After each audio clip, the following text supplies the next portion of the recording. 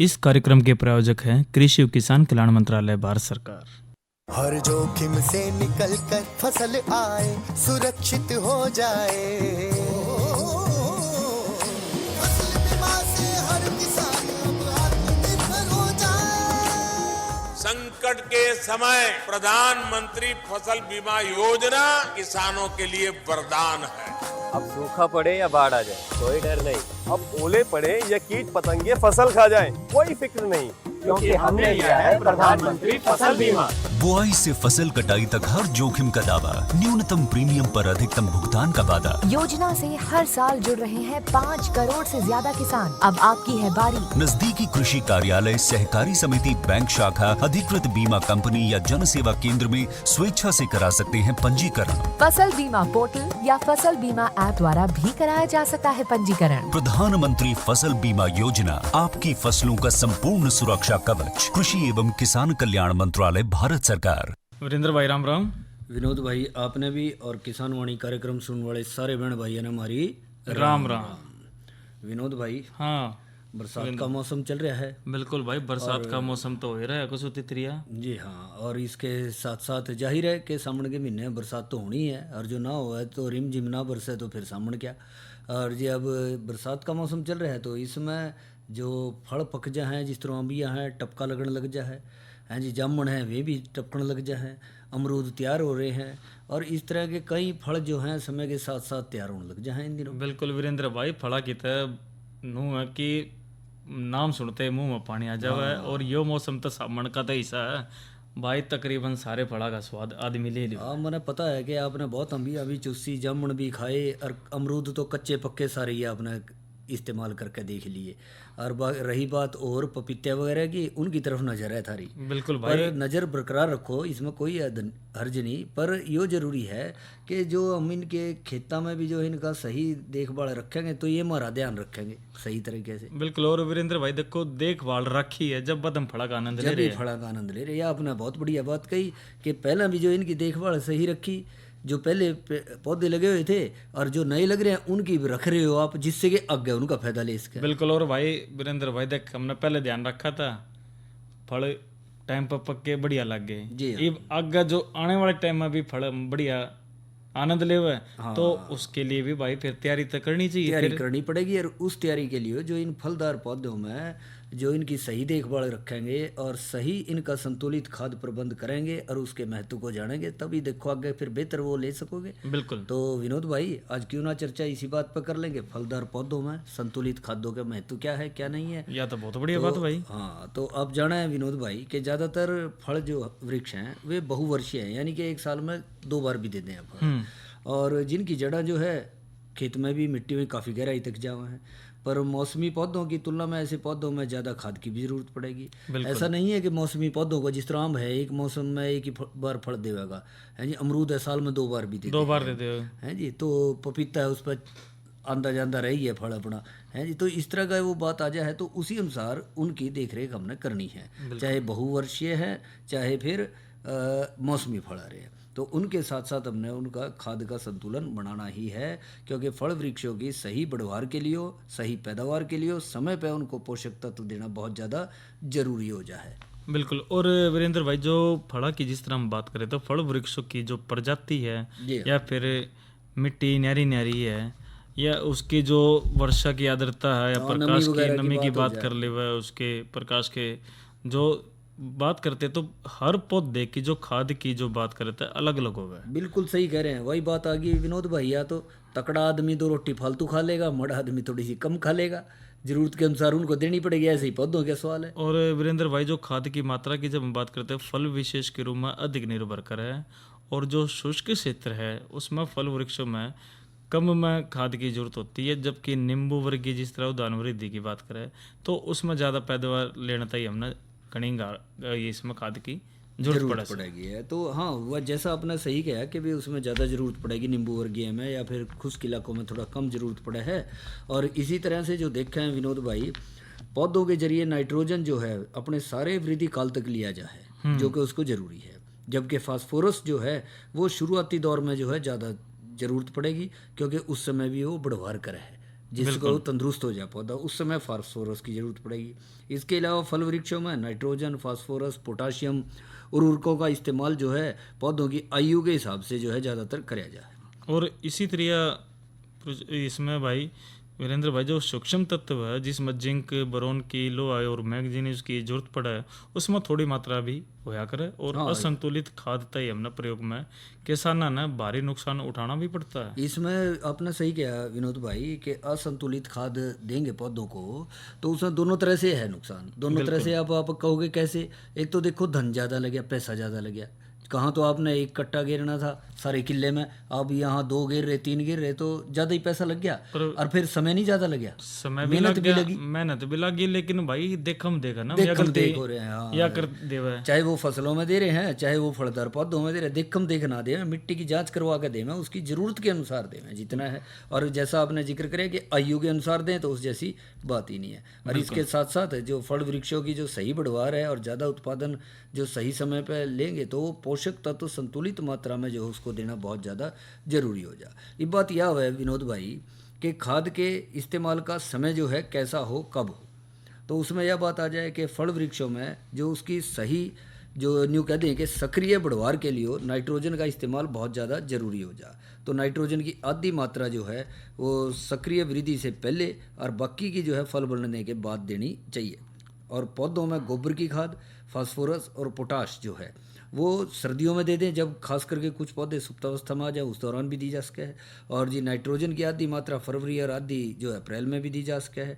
और इसी तरह से ज़्यादा मात्रा में खाद और पानी देने से फूल जो है सड़ भी जाएगा और फल बनने का नहीं, तो नुकसान हो जाएगा। और बाग में दूसरी फसल उगाने की स्थिति में जो मान लो कई बार पौधों के बीच में जगह खाली बच जाए, वहाँ दूसरी फसल ले लें, उसमें तो कुदरती खाद देंगी फसल में, तो पौधों को भी कुदरती खाद मिल जाएगा, वहाँ अलग से खाद देने की जरूरत नहीं पड़ती। और इस तरह से सूक्ष्म तत्वों की जो कमी किसी भी समय जो दिखाई दे है तो उस पर छिड़काव भी किया जा सकता है उन सूक्ष्म तत्वों का पौधों के ऊपर। और जो खास मुख्य पोषक तत्वों के साथ भी सूक्ष्म तत्वों को मिला के छिड़काव कर सके हैं। और पोषक तत्वों को जो है कीट फफूंदनाशक के साथ मिला के भी इस्तेमाल कराया जा सके। उससे 2 फायदे हो जाएंगे, खर्च कम होगा, टाइम कम लगेगा, समय कम लगेगा। बिल्कुल। और वीरेंद्र भाई जो फल वृक्षों में खाद देने के हम तरीके की बात करें तो इसमें जो उद्यान क्षेत्र हमारा जिसमें फल वगैरह लेते हैं जो तो भाग है उसमें तरीका जो माटी का किस्म की, जलवायु, पौधों के बीच का जो अंतर है या किसानों द्वारा प्रयोग की जाने वाली जो कृषि क्रियाएं है और उस पर निर्भर करे। क्योंकि जो छोटे पौधे में खाद को कम मात्रा में कार्बनिक खादों के रूप में प्रयोग करना चाहिए और पौधे में खाद प्रयोग करने की जो विधियाँ है वो कम है, हम ला सके। और इसी तरह जो ठोस रूप में खाद के प्रयोग की हम बात करें तो इस विधि में खादों का जो प्रयोग है वो सूक्ष्म शुष्क यानी कि ठोस रूप में लिया जा सके। और जो छोटे पौधे में खाद को उनकी जो जड़ों के फैलाव तक इसमें हम सीमित रखा है, जबकि जो पुराने उद्यान की हम बात करें तो उसमें फैलाकर ट्रैक्टर आदि तक मिलाते हैं और पौधे के चारों ओर फैलाव तक खाद का हम प्रयोग करते हैं। और जो रासायनिक खादों को जो कि मिट्टी में अच्छी तरह मिलाकर हल्की सिंचाई इसमें ज़रूर करनी चाहिए जिससे जड़ा पर हानिकारक प्रभाव ना पड़े।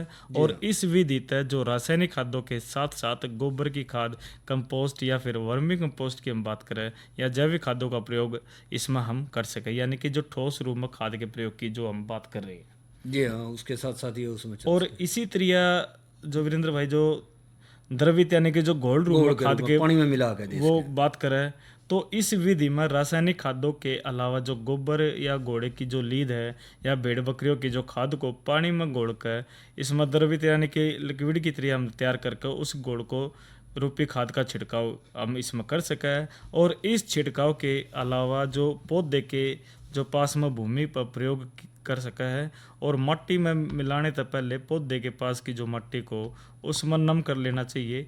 और द्रवित खादों के प्रयोग तय हम अगर जो विधियों का प्रयोग करें तो हम इसमें ज़्यादा फायदा ले सकें। जिस प्रकार से ड्रिप सिंचाई की बात करें, जो द्रवित खाद के हम जो बात कर रहे हैं घोल के जरिए, तो खाद का जो घोल बनाकर ड्रिप सिंचाई के द्वारा हम द्रवित खादों का प्रयोग कर सके हैं। और ड्रिप जो प्रणाली के फर्टिलाइजर टैंक में घोलकर तैयार कर पानी के साथ पौधों तक हम पहुँचाते हैं। और खाद के साथ पादप सुरक्षा हेतु हमने दवाओं का प्रयोग भी हम साथ में मिलाकर हम इसमें कर सकें। और इस विधि तक श्रम और टाइम की भी इसमें कम लग गया है। हाँ, कम और मेहनत लगेगी और कम इसी समय। तरह जो एक इंजेक्शन द्वारा भी हम बात कर लेते हैं, ठीक। पौधे की जो कोमल जो जड़ होया करे या फिर तने में जो सूक्ष्म तत्वों का प्रयोग इसमें जरूरत पड़ने पर हम इसमें कर सके हैं, और जो लोहे की कमी होने पर जाइलम में इंजेक्शन का प्रयोग हम कर सके हैं, और मुख्य पोषक तत्व यानी NPK का भी हम इसमें प्रयोग कर सके हैं। हाँ, बिल्कुल सही कह रहे हैं। और इसके साथ साथ कई बार यूँ भी हो जाए कि सूक्ष्म पोषक तत्वों का इस्तेमाल जो है वो पानीय छिड़काव के जरिए भी कराया जा सके, क्योंकि ये देखा गया है विनोद भाई कि ज़मीन में प्रयोग की तुलना में पानीय छिड़काव से जो है पोषक तत्व ज़्यादा प्रभावी और अवशोषण देखा गया है। बिल्कुल। छिड़काव विधि से पोषक तत्वों की जो कमी के लक्षण प्रकट हुए हैं विनोद भाई, वे जल्दी ही तत्वों की कमी को दूर कर सके हैं। और इसके साथ साथ विनोद भाई फलदार पौधों के लिए सूक्ष्म तत्वों के रूप में जिस तरह देखा है, सूक्ष्म तत्व में हमारे यहाँ जहाँ विनोद भाई जिस तरह जस्ता है, लोहा है, बोरोन है, मैग्नीज है, और इनकी ज़रूरत जो है थोड़ी मात्रा में पड़ेगी। और यही थोड़ी मात्रा जो है पौधों की बढ़वार के लिए बहुत ज़्यादा बढ़िया, प्रभावित और सशक्त या न्यू कह लो मजबूत सिद्ध हुआ है। और इसके साथ साथ जो देखा इन तत्वों की जो पूर्ति पणीय छिड़काव के जरिए करी जा सके है, तो पणीय छिड़काव में जो मुख्य और सूक्ष्म तत्व हैं उनका घोल बना के उनका छिड़काव जो है पौधों के ऊपर विनोद भाई हम कर सकें। और वीरेंद्र भाई जो छिड़काव में सावधानी भी जरूरी है। इसमें एक दो जो छिड़काव करे, इसमें छिड़काव सुबह के टाइम में ओस सूखने के बाद करना चाहिए, और अच्छे परिणाम तय हमने टिपाल रसायन या फिर सर्फ का इस्तेमाल करें, जो कि घोल को चिपकाने का भी काम करता है। जी हाँ। इसी तरह जो सूक्ष्म तत्वों की सांद्रता का विशेष ध्यान रखना चाहिए ताकि जो पत्तियां जलने का भय न रहे। हाँ, यहाँ बहुत ज़रूरी और अच्छी बात बताई आपने कि सांद्रता का विशेष ध्यान रखना चाहिए, यानी कि उसके अंदर पानी की मात्रा का सही ध्यान रखें। यूँ ना हो कि पानी कम पा दिया, दवाई ज़्यादा पा दी। और उससे क्या होगा, पौधे के नाजुक पत्ते या कोपला जो हैं वे सारी की सारी, या फूल जो है उस तरह रन कर रहे हैं तो सारा जल जाएगा, और इससे पैदावार पर सीधा असर पड़ेगा और पौधा भी नष्ट हो सके। तो मात्रा जो है, जो बताई गई मात्रा है जो उस रसायन के अनुसार, उतनी मात्रा जो है उसमें इस्तेमाल करें तो बेहतर रहेगा। और वीरेंद्र भाई देखो, मौसम का भी जरूर ध्यान रखना चाहिए, क्योंकि जो छिड़काव के टाइम हवा शांत व आने वाले 10 से 12 घंटे तक वर्षा की संभावना नहीं होनी चाहिए। बिल्कुल सही कहा, क्योंकि अगर जो हमने डाल दिए तो फिर वह सारे धुल जाओगी और उसका फायदा कुछ नहीं है। और इसी तरह जो फूल खिले होने की जो अवस्था में छिड़काव नहीं करना चाहिए, इस तरह फूल झड़ जावे है और फूलों के प्रांगण ये इसमें धुल जाते हैं, जिस तरह फल नहीं बनता और फिर हमने भारी नुकसान इसमें उठाना पड़ा है। बिल्कुल सही कहा आपने, क्योंकि परागण क्रिया का होना भी बहुत ज़्यादा ज़रूरी है, और वो तभी होगा जो सही मात्रा में भरपूर फूल जो हैं वो फलदार पौधों के ऊपर हैं, जिससे कि आगे चल के फल बढ़ेंगे। तो इन बातों का ध्यान रखते हुए चलेंगे तो फलदार पौधों में विनोद भाई संतुलित खाद जो है अपने पूरा असर दिखाएंगे। पूरा असर खादों का पौधों पर होगा तो पौधे अच्छी बढ़वार करेंगे, और अच्छी बढ़वार करेंगे तो फिर विनोद भाई आप तो उसी तरह से थैले भर भर कर लाओगे जो मौसमी फल हैं, और उनको सही तरीके से इस्तेमाल करोगे। बिल्कुल। और भाई जो संतुलित हमने बात का ध्यान रखना चाहिए, और ये संतुलित थोड़ा प्रोग्राम ना भी कर दे के लोकगीत लेकर। बिल्कुल सही कह रहे हैं आप, पूरा संतुलन बना के रखें। और भाई भी बात देख रहे होंगे कि भी आज ये फलदार पौधों में खाद ही खाद पाओगे या कुछ हमारे तय भी लेकर है तो, या रागनी सुनते हैं ज्ञानी राम की।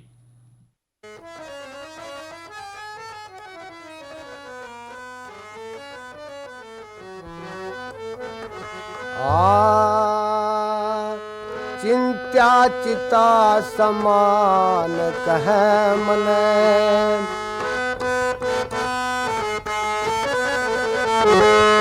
चिंत्या चिता समान कह मन, चिता से चिंता बड़ी लगे, चिंत्या फूके जन्म मरण ते, चिता फूक देना घड़ी लगे, चिंता चिता समान कहे।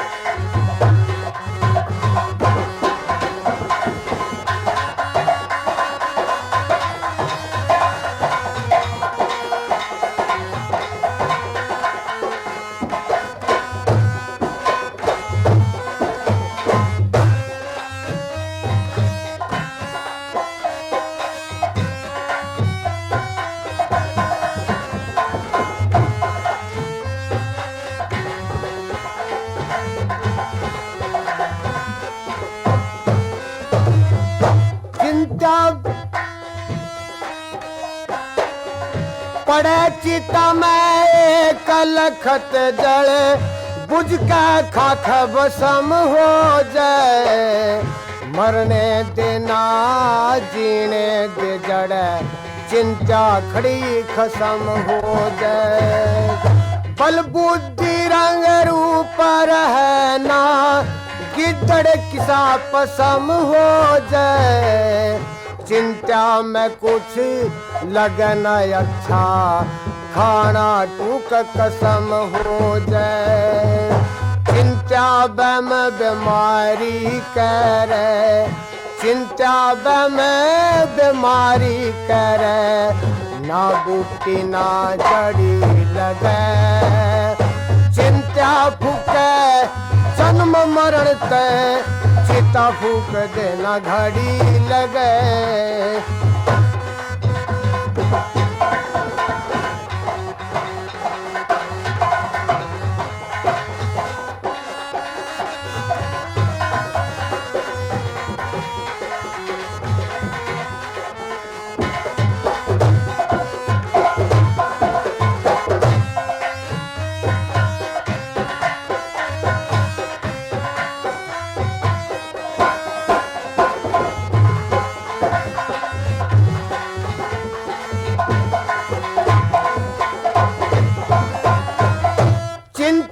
गुण एक सार समझडी मख परा सुर सी ढोरा जड़ छऊ का भापड़ जवोड़ काट दे कलर कोरा चिंता लगी मस दो तूगी सो का बद मरा गोरा ढूंढ डया ना घास रयायत फूक बात ब्याना छोरा चिंता लगी कहाँ ते ल्याऊं चिंता लगी कहाँ ते ल्याऊं नाज रोज दो धड़ी लगे चिंता फूके जन्म मरण ते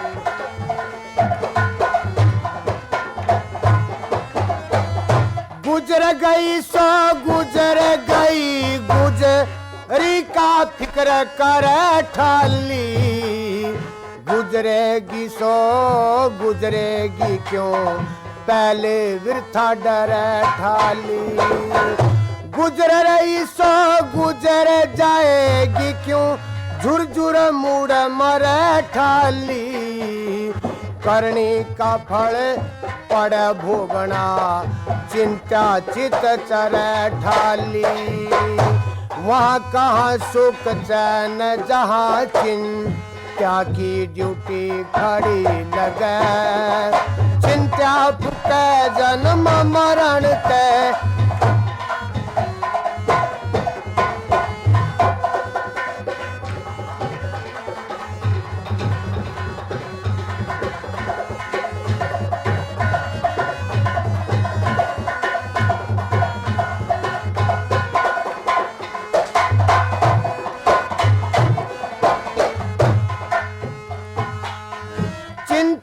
त्याग कसूदा तिरखा शीत सहन कर के पकले मोन भोग चए बासी दलिया जिसा मिले उसयन छिकले चयल फिचे मिलो दसाला वस्त्र से तन को ढकले ओणी है बल वान जगत में चिंता करते बेअकले और किसने ये चिंता अरि केसन ये चिंता कभी महालंठ तय अड़ी लगे चिंता फूके जन्म मरण तय चिता फूक देना घड़ी लगे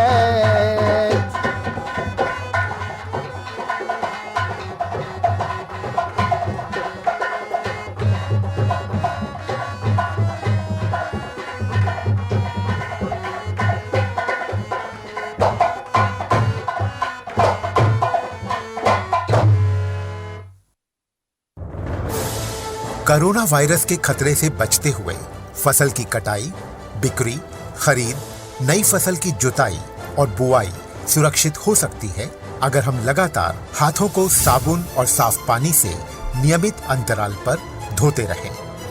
नाक, मुंह को मास्क, गमछे या कपड़े से ढक कर रखें। आंख, कान, नाक, मुंह न छुएं।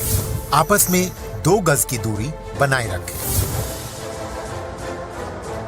मास्क और 2 गज की दूरी के मंत्र को अभी हमें छोड़ना नहीं है।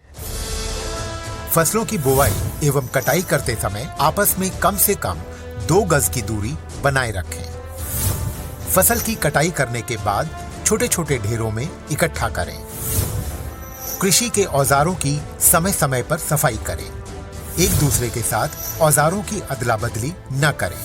श्रमिकों के शौचालयों और हाथ धोने की जगह की ठीक से सफाई जरूरी है। बुआई, कटाई एवं मड़ाई के दौरान इस बात का ध्यान रखें कि इन स्थानों के आसपास कोई थूके नहीं।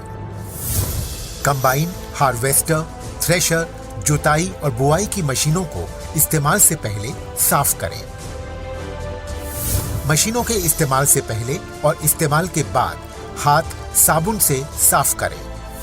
वाहनों, बोरियों, थैलियों और पैकिंग के दूसरे सामान की साफ सफाई पर भी खास ध्यान दें। खरीद केंद्र पर आने से पहले किसानों एवं श्रमिकों की जांच। खरीद केंद्रों पर भीड़ न लगाएं एवं किसानों को बारी बारी से बुलाएं। गोदामों पर खरीदी हुई फसल को लेने में शीघ्रता करें ताकि किसानों एवं श्रमिकों को रुकना ना पड़े। कोरोना के खतरे से बचाव और अधिक जानकारी के लिए आरोग्य सेतु ऐप डाउनलोड करें।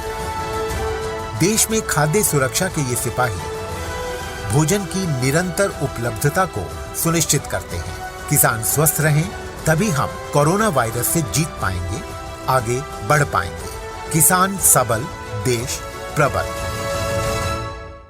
तो वीरेंद्र भाई या तो संदेश सुनाओ। संदेश तो पहले हमें बढ़िया रागनी सुन रहे थे, चिंता चिता की वाली ज्ञानी राम की आवाज़ में एक अच्छी रागनी आपने सुनवाई। और विनोद भाई अब बात कर लें मौसम के बारे में। हाँ। तो जहाँ तक आज के मौसम की जानकारी का सवाल है तो आज अधिकतम तापमान रहा विनोद भाई 31 डिग्री सेल्सियस, न्यूनतम रहा 25 डिग्री सेल्सियस और हवा की गति रही 11.7 किलोमीटर प्रति घंटे की रफ्तार से हल्की हवाएं चली। और कल जो है तापमान अधिकतम 29 डिग्री सेल्सियस और न्यूनतम 25 डिग्री सेल्सियस रहने की संभावना है। इसके साथ कहीं कहीं गरज के साथ छिंटे पड़ने की भी संभावना बन रही है। और कल के कार्यक्रम की बात जहाँ तक कल के कृषि कार्यक्रम का सवाल है विनोद भाई, चर्चा का विषय रहेगा प्रधानमंत्री फसल बीमा योजना। और आज की नसीहत के तहत चर्चा का विषय रहेगा वर्षा ऋतु में मधुमक्खियों की देखभाल। और इसके साथ ही विनोद भाई जहाँ तक आज की नसीहत का सवाल है तो आज हमारी चर्चा का दूसरा विषय है पशुओं की आयु का अनुमान कैसे लगाएं। बिल्कुल। तो विनोद भाई एक बहुत ही अहम विषय माना जा है पशुओं की आयु का अनुमान लगाने का। अब न्यू तो है नहीं कि मैं बोल कर बता देंगे, जिस तरह आप बता दो कि भाई मैं तो हाँ लग गया 40वें में लग गया और 35वें में लग गया। तो इसी हिसाब से जहाँ तक पशुओं की बात है तो उनकी आयु का या उम्र का अनुमान जो है उनके चयन के लिए, उनके खरीदने, बेचने और प्रबंधन में जो है बहुत ज़्यादा अहमियत रखे है। जैसे जैसे पशु की उम्र बढ़े है तो उनकी कीमत भी उससे प्रभावित हुआ है। और एक पशुपालक को अपने पशुओं के सारी गतिविधियों का रिकॉर्ड रख ले विनोद भाई तो उस जैसी बात ही नहीं, क्योंकि जब भी उसको खरीद फरोख्त करनी है तो दोनों का आसान नहीं रहा है, खरीदने वाले को भी और बेचने वाले को भी बताने में उसमें कि भी पशु का रिकॉर्ड क्या है। और जब हमारे पास पशुओं का सही रिकॉर्ड नहीं होता तब हमें पशुओं की उम्र का अनुमान लगाने की ज़रूरत पड़ जाए। तो पशुओं की उम्र की जांच के लिए जो कई तरीके देसी तरीके अपना ले हैं जिनमें को अपना कर पशु की ठीक ठाक आयु का जो है पता लगाया जा सके। एक तो मोटे तौर पर जो लें विनोद भाई, एक तो यह है कि पशुओं के सींगों को देख के आयु का अनुमान वो लगा कुछ लें। छल्ले से बन जाए, बिल्कुल सही कह रहे हो आप कि पशुओं के सींग के छल्ले भी जो है वो बहुत ही फायदेमंद रहे हैं उसकी उम्र का पता लगाने में। खास करके जो भैंस का जिक्र करें उसमें पहला छल्ला जो है सींग की जड़ पे जो है आमतौर पर वो 2 साल की उम्र में बढ़ना शुरू हो जाए और इसके बाद हर साल जो है एक एक छल्ला उसमें दिखाई देगा। और सींग पे छल्लों की संख्या में 2 जोड़ दो, मान लो 2 छल्ले दिखाई दे रहे हैं तो उसमें 2 और जोड़ दो, क्योंकि 2 साल की उम्र में बढ़ना शुरू है तो इसका मतलब वह 4 साल की भैंस होगी और इससे अनुमान लग सके। पर इसमें थोड़ी सी कमियां भी दिखाई दे जाएं और जिसके कारण यह विधि जो है आयु का अनुमान लगाने में थोड़ा ज़्यादा फायदेमंद नहीं होती। तो इसका कमी क्या दिख जाए कि जब भैंस की उम्र 5 साल की हो जाए तो पहले 3 छल्ले उसमें दिखाई नहीं देते और 8 साल के बाद कोई भी छल्ला नहीं दिखता, तो यह समस्या आ जाए उसमें। और फिर कई बार लोग क्या करें, बेचने के चक्कर में कुछ व्यापारी वर्ग जो है न्यू भी कर ले है, धोखा सा भी थोड़ा कर ले हैं, चुस्ती दिखा दें कि रेती से सिंगों को रगड़ दें और वे मिट जाए उस पर, तो नहीं पता लगता उसमें। और जो भैंस हर साल नहीं ब्याती तब भी छल्ले नहीं बनते, ये भी देखा गया है उसके अंदर। और सबसे बढ़िया जो तरीका माना जाए वह पशु की सही उम्र लगाने का उसके दांतों को देख के। तो इसमें जो ये देखा गया है कि किसी भी पशु में दांत जो है 4 तरह के देखे गए, कर्तनी, शवदंत, अग्रदाढ़ और दाढ़, ये चीज़ जो है उसके अंतर्गत देखी गई है। और भैंसों में जो आजा है शवदंत जो है किसी भी जबड़े में नहीं है। अच्छा। इनके ऊपरी जबड़े में कर्तनी दांत भी देखे गए, कर्तनी दांतों की जगह पे डेंटल पैड जो है प्लेन दिखाई देगा। और भैंस में 20 दूध के दांत और 32 पक्के दांत इस तरह हैं। और किस तरह भला देखा जाए तो इसमें जो ऊपरी जबड़ा है उसमें कर्तनी नहीं होंगे, ना शवदंत होंगे। अग्रदाढ़ उसमें 3+3 के 2 सेट होंगे, यानी 6 दांत पावेंगे और दाढ़ कोई नहीं होंगी ऊपरले जबड़े में। और निचले जबड़े में देखा जाए 4+4 कर्तनी दांत हैं, यानी कि 8 हो गए। और जी शवदंत उसमें है ही नहीं। और जो अग्रदाढ़ है उसमें 3+3 नाले 6 दांत हो गए उसमें, और दाढ़ कोई नहीं है उसमें। और तो पक्के दांत वाली बात करें 32 दांत की, तो जबड़े में ऊपरले जबड़े में कोई नहीं है और शवदंत भी नहीं है, कर्तनी भी नहीं है। अग्रदाढ़ 6 हैं, उसमें 3+3 के 2 सेट हैं। और जी दाढ़ भी 3+3 हो गए, 6 हो गए हैं भी। और निचले जबड़े में देखा कर्तनी दांत 4+4 लगा लें तो उसमें 8 हो गए। अच्छा। और जी शवदंत कोई नहीं है। और अग्रदाढ़ भी 3+3 देखा है तो उसमें 6 हो गए और दाढ़ भी 6 होगी। तो इस तरह से उसका पक्का पता लग सका है। आमतौर पर जो मिसाल के तौर पर लें कि 2 पक्के कर्तनी दांत हैं तो समझ लो 2.5 से 3 साल की उम्र है। 4 पक्के कर्तनी दांत है तो 3 से 4 साल। और 6 पक्के कर्तनी दांत है तो 4 से 5 साल।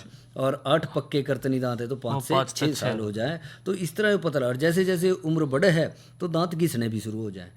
और उसमें मर्द हाँ, और आमतौर पर ये देखा जाए है कि जो दांत हैं वो 11 साल की आयु तक आते हुए थोड़ा बराबर से हो जाए, ऊपर नीचे नहीं रहते। और अमूमन ये देखा जाए औसतन एक भैंस जो है 20 से 22 साल तक जिंदी रहे। और इस उम्र में जो दांत जड़ने भी शुरू हो जाए तो समझ लो उम्र बढ़ती जा रही है उसकी। तो वीरेंद्र भाई, जो दुधारू पशुओं का चयन करते टाइम उसकी हमने उम्र का सही जानकारी तय होना बहुत जरूरी है। बहुत जरूरी है, नहीं तो नुकसान उठाना पड़ जाए, कोई प्राणी बेच दे, बडेरी भैंस दे दे या गाय दे दे, इसी तरह से जो है उसका देखा जाए तो नुकसान हो सकता। तो नुकसान से बचने के लिए हमने ये जो पशु की आयु का अनुमान जरूर अपने इसमें बेरा होना चाहिए। अरे अरे अरे क्या कर रहा है? इधर इधर इधर हम बोल रहे हैं तेरे बीजू का। उतला बोल रहा है? पक्षियों से तो हम खेत को बचा लेते हैं, पर इन घातक रसायनों से कैसे बचाएं? मतलब? देख बेटा, तू जो ये अंधाधुंध रसायन मिलाता है ना, मिट्टी की सेहत बिगड़ने लगी है। और जब माटी ही कमजोर पड़ जाएगी तो उपज कैसे सेहतमंद होगी? अरे पहले ऐसा नहीं था। पूछना अपने बड़े बुजुर्गों से, कैसे फसल लहलहाती थी, शुद्धता झलकती थी। हाँ, माटी भी तंदुरुस्त और लोग भी। अरे पहली वाली बात कहाँ? पर अब तो सब यही डाले हैं। सब नहीं, आज भी लाखों जागरूक किसान परंपरागत विधि से फसल उगा रहे हैं। खर्चा कम और उपज की कीमत भी बेहतर पा रहे हैं। सच है? रे बेटे, एक्सपीरियंस से बता रहे हैं, धूप में बाल सफेद नहीं किए हैं। हाँ। ठीक है भाई, मैं भी आज से जैविक खेती शुरू करूंगा। माटी से प्रेम की परंपरा है, परंपरागत खेती। इस कार्यक्रम के प्रायोजक थे कृषि एवं किसान कल्याण मंत्रालय, भारत सरकार। और विनोद भाई, इसी के साथ आज के किसान वाणी कार्यक्रम का समय समाप्त हुआ। तो भाइयों से लें इजाजत। अच्छा भाइयों, राम राम।